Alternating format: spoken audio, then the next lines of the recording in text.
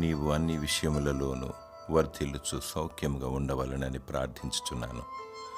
3 యోహాను 1:2 ఒకరితో ఒకరము సహవాసం కలిగి ఉండాలి, ప్రార్థించుకోవాలి, బలపరుచుకోవాలి, బుద్ధి చెప్పుకోవాలి, హెచ్చరించుకోవాలి.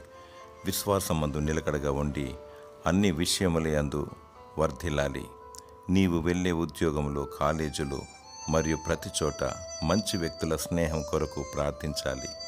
నీవు దేవుని బిడ్డగా మాదిరిని కలిగి వారి కోసం ప్రార్థించాలి, ఆదరించాలి, మేలు చేయాలి.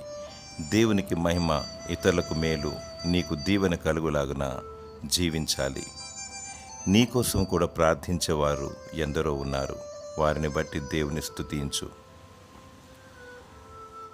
దేవుడు నిన్ను తన దయలు, మనుషుల దయలు వర్ధిల్ల చేసి సదా నిన్ను దీవించునుగాక. ఆమేన్.